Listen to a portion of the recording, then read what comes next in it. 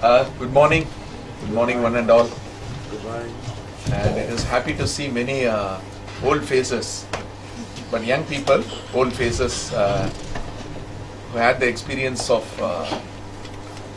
to hear whatever nonsense we had just pronounced during the December Christmas holidays. Fine.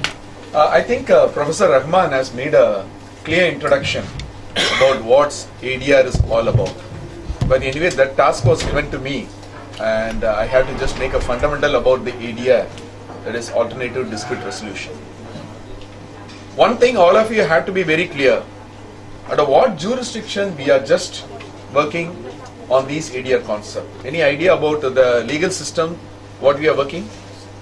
Whether we are common legal system or civil legal system? We are common legal system. We are common legal system. The common legal system what we have clearly mentions that we have to depend on the case laws, the interpretation of statute, what has been done by the courts. Hope all of you are lawyers or non-lawyers also here? All are lawyers, fine. It will be quite technical. Whatever the courts, the upper court mentions about any particular issue or a statute, that becomes the law of the land. Whether we like it or not, we have to accept that. Yeah. The other side, that is the civil law system, wherein it is totally a reversal. All the things has been codified. Whatever we need, any clarification, any answers that will be given in the law, we have to just follow what has been written or what has been codified. Codification of law is common in civil, and the judicial precedence is common when it comes to common legal system. Now, looking upon these two legal systems, particularly the common legal system where we come, clearly mentions that what are things has to be included in ADR. Quite technical. What has been listed, starting from negotiation, can we just bring it under ADR? Sorry? ADR, Yes. under ADR, can we bring negotiation? Yes. Yes. Second, mediation, can we bring into ADR? Yes. Yes. Then mini trial, can we bring it into ADR? Miniature, no. Miniature, how come? To some extent it may be. To some extent. Yeah. But anyway, it is not related to us. Yeah. In our jurisdictions, we don't have that concept of mini trial. Yeah. Fourth, court attached procedures, what he highlighted. Whether it comes under ADR, Yeah. It may come under. it might come. It might come. It might come. Then comes the third one, what he listed, arbitration. Whether it comes under ADR, Arbitration. Arbitration. Idea. okay. General understanding is that all the five which has been listed by Professor comes under ADR. But it is not the reality. The reality is that the third item, what has been listed by Professor, doesn't comes under the category ADR. That is arbitration. Yeah. Arbitration is not actually coming under the concept ADR in common legal system. We have to clearly keep it in mind, because as Professor mentioned, arbitration is a, to some extent, quasi-adversarial process.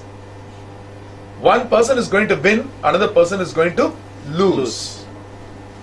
If such is going to be the situation, how come we can say this as an alternative dispute resolution? Excuse me. Then what is the difference between ADR and arbitration? Yeah, I'll come to that.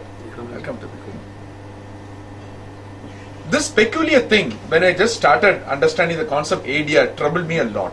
What is the reason why arbitration is not treated as a part of alternate dispute resolution mechanism, at least in common legal system? The answer was a simple thing.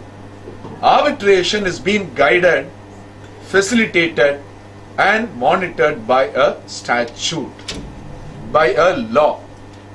But if you look upon the mediation, if you look upon the negotiation, court and attached procedures as well as mini trial, we don't have any statute.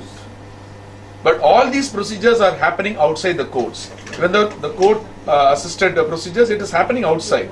It is a separate compound where we have the dispute resolved. This is the answer I got.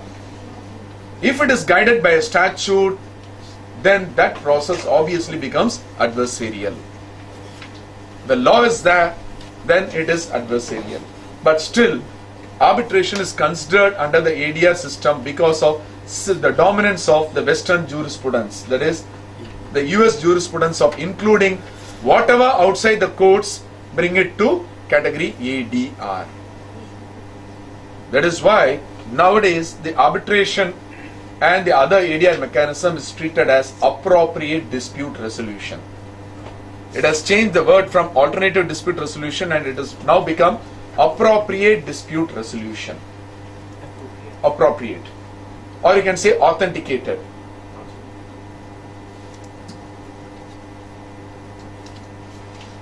Saying this,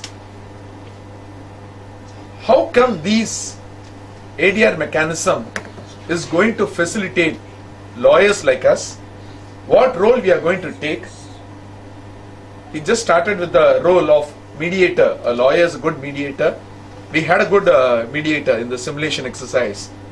What's your name? My name is Riaz Ali. Mr. Riaz. He was a good mediator. And he was a nice mediator. And he was not a mediator with vested interest. In the simulation, what I just had a discussion with the student, in the simulation, he was also a brother. He was part of that family. The two people were doing and they just had their position and interest. But what did the brother had? Any interest? Position? He had interest to make the solution clear.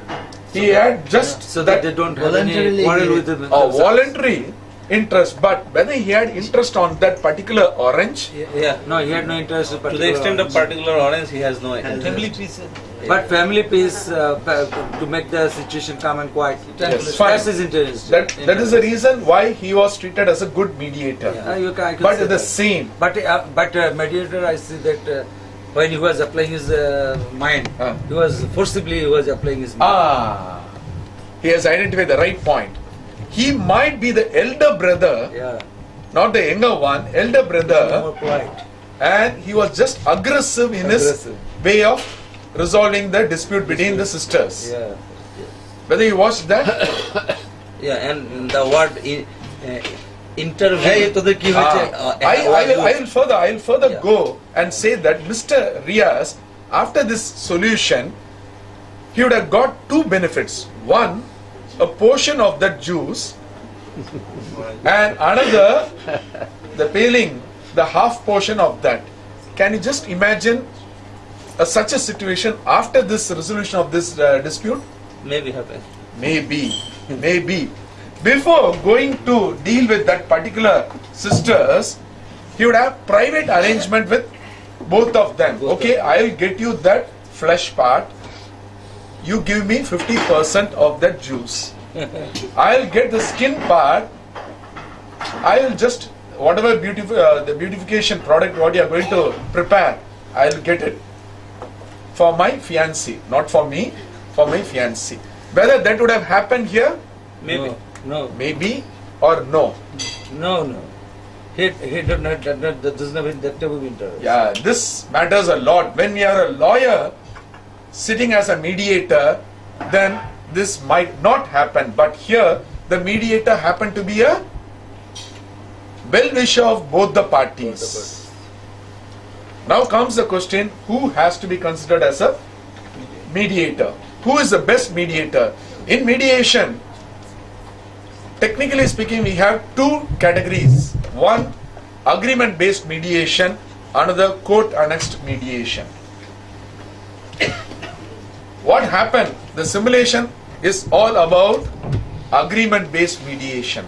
It is not nowhere the court has a role. If the court has a role, then there comes a category of enforceability of that settlement agreement. Which one you like to take it? As an introduction, I am just in detail Ms. Manjit as well as Dr. Sharma would highlight. Which one you prefer? Agreement-based mediation or court annexed mediation. Which one is better? Which one you prefer? I prefer to court order or court annexed mediation. Okay, forget about a judge. Others? So there is another judge also, former judge. Huh? Agreement based. Agreement based. Agreement based, fine. If you want to have an agreement based mediation, what is the role of a lawyer in that? Any idea? You want an agreement based mediation? No, no. Excuse me. I have a question. Yes. You were saying that agreement, following the agreement based mediation. Then what is the right of that agreement? What is the enforceability of that agreement? No. Who I'm is not- going to execute No, that? I'm not going into the detail of that. Very simple. The same example, two sisters had a dispute. In that dispute, whether the court had any role? Answer. No, the court was not involved. Here, fortunately, one third person, the brother, came in. Under what basis that person came? He came to make the situation calm. Yes, for the smooth and harmonious family Position of the life. family. For the family, the good of the family, he has come. That is the agreement. If it is the same as a commercial transaction, there will be a written agreement or a contract. Here, being a family, there was no written contract. That contract I am speaking about, that agreement. In that agreement, if there is a mediation clause, if any dispute comes, we can have the matter resolved by mediation. One word is there. That is called agreement-based mediation. If the same, instead of not having any agreement, we are going to the courts and filing a suit, civil suit. Because one exception, what category the professor was mentioning about the disputes which can be taken to mediation, there was one thing missed out. Criminal offense. Yeah. We can't mediate. I'm not interested with air commando. I can do anything. Subject to armory, what I have, I can just even go to the extent of homicide, act of homicide. Whether that can be taken to mediation? To some extent, it can be mediated. No. No. Oh, the victim is no more. The heirs of the victims, Okay. in lieu of the compensation, in the name of the compensation, Okay. the heirs of the Fine. victim can get something. I'll just distinguish this. Yeah. In criminal prosecution, there is a private complaint and a state prosecution. Private complaint, whether it can be taken to mediation, Yes. compensation Yes, is there. by That is compensation. cheating. No. Murder cannot be compensated. Is it Murder can't be compensable? compensated. A state come? has to prosecute. Prosecute, right. State has to prosecute. In that matter, Non-compensable. whether the state would get involved in a mediation. Can I say something about this point? No, I'll just get back. Try to give the answer. Can the state, as a prosecution authority, get involved in a mediation I think no. Yes. with an offender? Generally, answer is no. No. Technically and generally, Yeah. no. Yeah. But Exceptionally, it may be happening. exceptionally, it can be done. But it is not good. Yeah.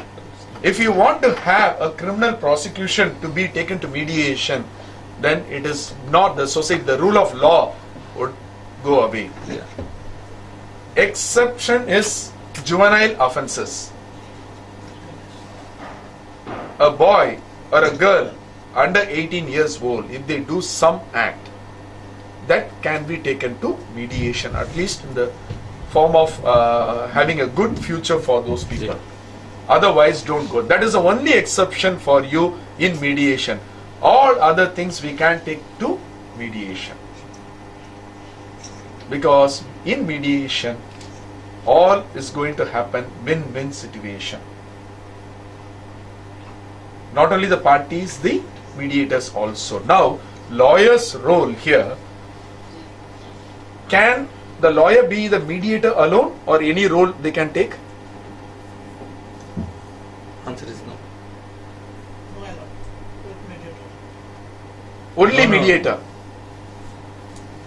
Only mediator, or they have any other role? They have any other role also. They can. Yeah. A lawyer also can. can be a party. Party, to help Lawyer the- can be a representative of the parties. Right. Because in mediation also we can encourage lawyers, except family disputes. Encourage lawyers. The role of lawyers is multifaceted because we can do anything, subject to one condition, that you have to forget that you are a lawyer. Can you understand this? Yeah. When you are sitting as a mediator or when you are getting involved in a mediation process, you have to just forget about what we are being trained for. If you are going to apply that principle in mediation, then that mediation won't be successful. Then what is the use of this training? Then what is the use of this training? The mediation. No, Mediation. no, no, is no. a- I'll come to the is a point. process. First, we have to understand the negatives. Yes. Negative. But why we are taking up this type of training to become a mediator is all about how we are going to conduct that process. Process. What is the anatomy of mediation? Why you are getting a role of that mediator in that? As a mediator, you are going to supplement the role of the courts. It is not a simple role as what you just mentioned. It is not, you can't see in the air. It is a very serious role as a mediator. A mediator is going to resolve the dispute not only on the facts but as well as the legal principles and legal rights and obligations of the parties.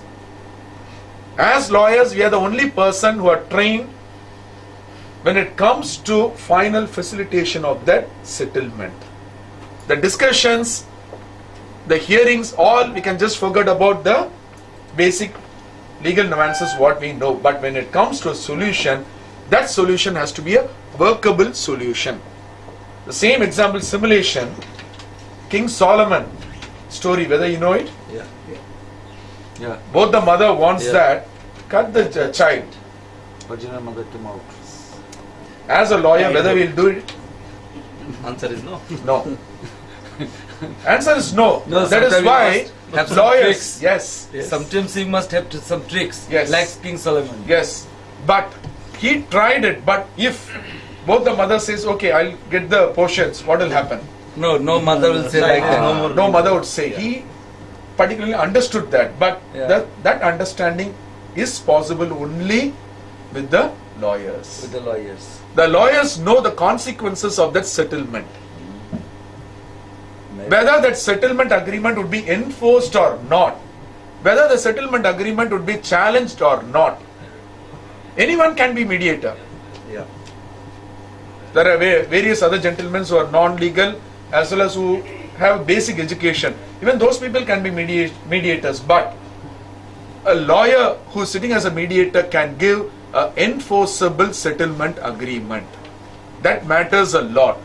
We are the only people who have that quality because at the time of entering into the settlement agreement, we know how an agreement, enforceable agreement can be drafted. Very simple. Whether it is 1 page or 1,000 pages, we are the best person to draft it. This is lacking in the present day mediation. That is the objective of BIMS, to just train people to become an effective mediator with the basic legal knowledge what you have acquired from the law schools or the law colleges. What special quality we need to be a good, effective mediator?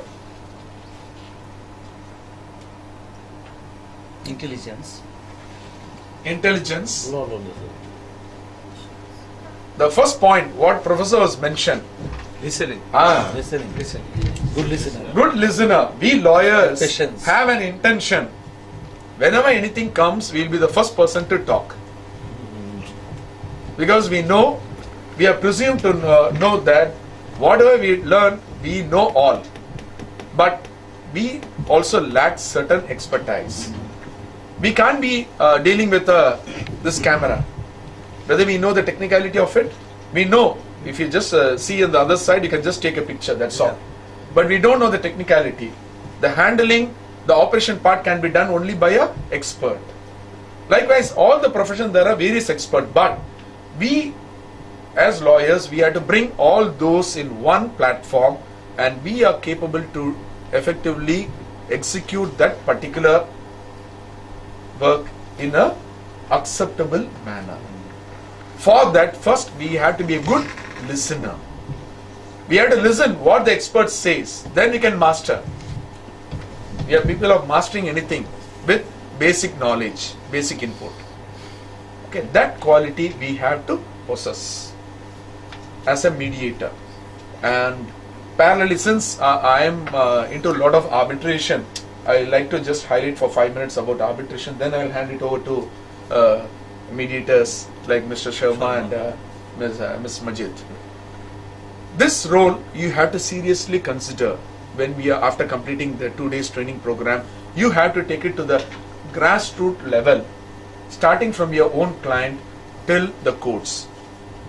Make them understand the mediation, take up the role of the mediator, and do effective enforceable mediated settlement agreement. For that, you in your country you have similar section 89, no? CPC, Civil Procedure Code, section 89 says that a pending suit shall be referred to A mediator. mediator. Okay? What is the reason for this particular provision? In India also we have the same 89. Section 89 of CPC, amended CPC 2002.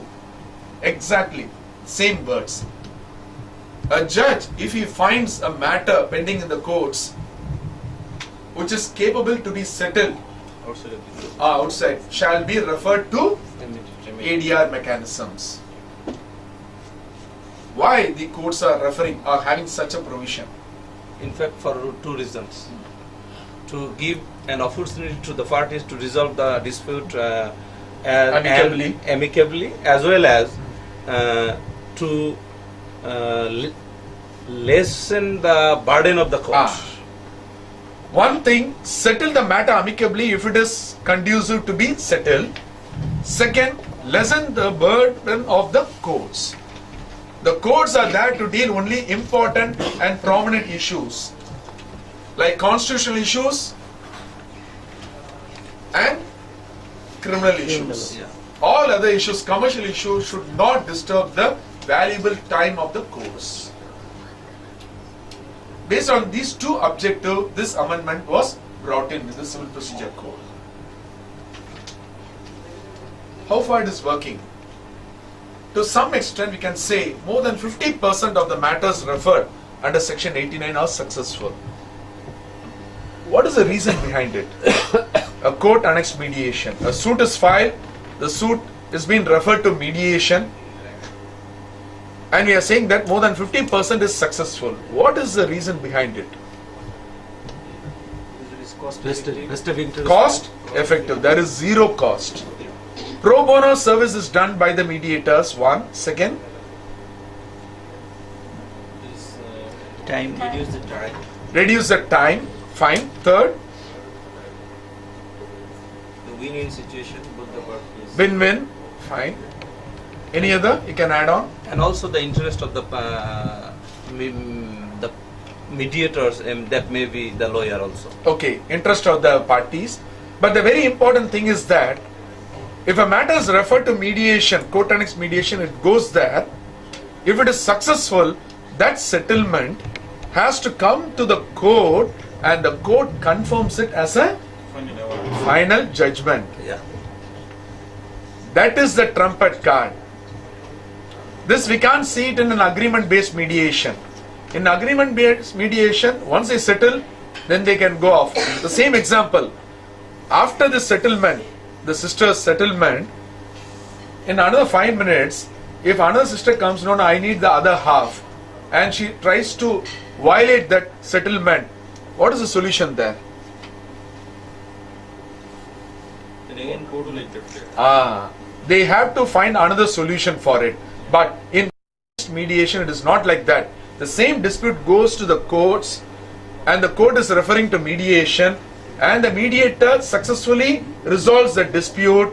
That dispute, it doesn't end there. It comes to the court once again, and the court confirms it. Once the court confirms it, we have the basic anecdote enforcement. Whether it is India or Bangladesh or any country in Asia, if we have that enforcement or an execution principle, then any mechanism is best. In that manner, court annexed mediation with a mediation done by a lawyer will be successful only because of its enforceability.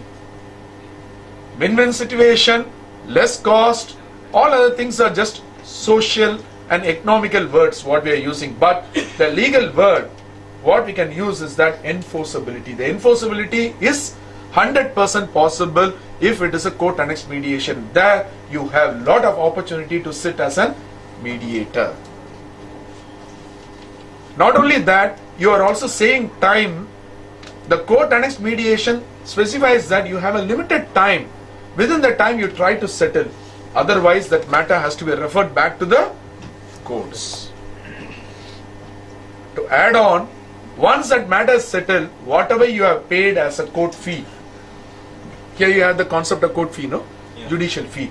That will also be refunded. See the advantage. Not only win-win. Win-win is a Western terminology what we are using. But here we are getting the advantage of enforceability and refund of whatever we have spent for file the case, court fee.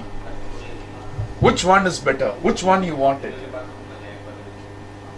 Mediation in any way, agreement based or court annexed mediation. But you have the role and you have to guide the parties which one we have to take. As lawyers, we are the best person to guide. Court annexed is the first option, but the unfortunate thing is that that might take some time for the court to refer to mediation. I think a couple of former judges would accept that. What time would take for the courts to determine that application to refer to mediation? It can be 1 week or it can be even 1 year. Subject to the system. their workload and the system and when the parties are asking. Okay. This is the better and the best part for us to get involved in a mediation. The same apply for arbitration also. But in arbitration, it is totally different game. And arbitration is guided by a law. Bangladesh has an arbitration act 2001. Very, very well structured arbitration law which has the basis from the UNCITRAL model law, that is the United Nations Commission on International Trade Law 1985. Okay. That role of arbitrator also is a welcome role which we have to just seriously look upon. Friends, I think I have just given an introduction because my time has gone. 11 o'clock I have to close, from 10 to 11. Since our professor was so kind enough to just remove my responsibility to the maximum. Whatever I wanted to cover, all the presentation, the comparative study of court litigation and ADR and what is ADR, all has been reasonably covered by him, and we have to thank him first, and thanks for all of you to be here, going to hear the entire technical part of mediation and arbitration. Today it is going to be on mediation a lot, and tomorrow morning it will be on arbitration and the understanding of the arbitration law what we have, and we have a mock arbitration also. I think all of you would have that program schedule, no? Yes. Schedule is that. In that manner we have to take it, and